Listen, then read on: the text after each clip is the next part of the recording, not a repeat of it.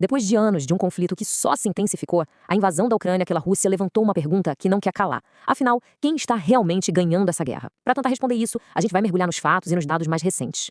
Ok, então para organizar nosso raciocínio, essa análise foi dividida em 5 partes bem diretas. Primeiro, vamos entender a questão central. Depois, a gente passa pela estratégia russa, examina os custos assustadores, entende por que a diplomacia não avança e, aí sim, chegamos a um veredito. E para guiar essa investigação sobre o estado do conflito, nossa base vai ser a análise do Centro de Estudos Estratégicos e Internacionais, o CSIS, que é uma das maiores referências globais em geoestratégia. Para começar, a gente precisa entender um conceito que é chave para essa história toda, a famosa vitória de Pirro. Sabe o que é? É basicamente aquela vitória que custa tão caro, mas tão caro, que no fim das contas o vencedor sai quase como se tivesse perdido. E aqui vem o ponto mais curioso. Segundo o próprio relatório do CSIS, dizer que a Rússia está tendo uma vitória de Pirro seria um exagero. É isso mesmo. E é a partir dessa afirmação surpreendente que o nosso quebra-cabeça começa a se montar. Pois é, para a gente entender por que nem mesmo uma vitória de Pirro se aplica aqui, a gente precisa dar um passo atrás e analisar a estratégia de longo prazo que a Rússia adotou. É importante lembrar que esse conflito não começou do nada em 2022. As raízes dele são bem mais antigas, lá de 2014, com os protestos da Praça Maidan e a anexação da Crimeia. Tudo isso foi escalando a tensão até chegar na invasão total. E qual é a estratégia russa?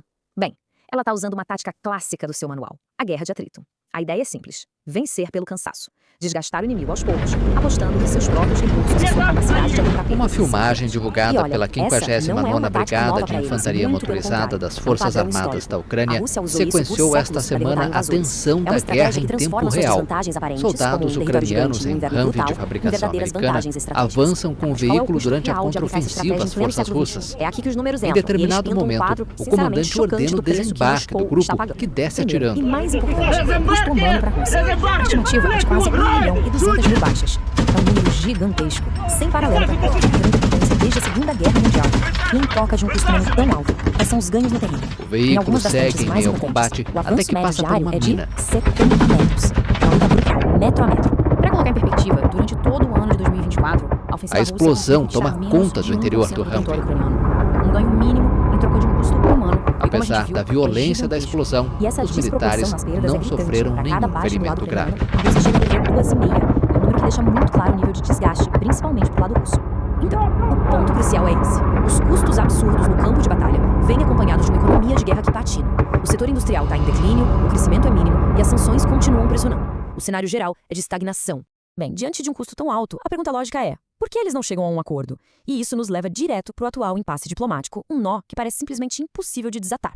Apesar de vários esforços de mediação, o caminho para a paz continua bloqueado. E essa é uma frustração que já foi admitida abertamente até mesmo nos mais altos níveis da diplomacia mundial. E o centro desse impasse é um desacordo que parece fundamental. A Rússia quer manter o território que conquistou até agora.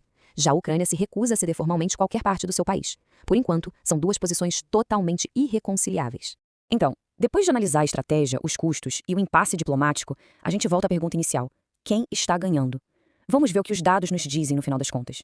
O relatório do CSIS é bem direto no seu veredito. A conclusão é que as perdas enormes e os ganhos mínimos não pintam o quadro de uma nação vitoriosa. Pelo contrário, sugerem uma potência em declínio, desgastada por um conflito que parece não ter fim. E isso nos deixa com a reflexão final, que talvez seja o ponto mais importante de toda essa análise. Quando uma vitória custa tão caro em vidas, em recursos, e resulta em ganhos territoriais tão pequenos, o que de fato significa ganhar? É uma pergunta que redefine não só essa guerra, mas talvez a própria noção de poder no século XXI.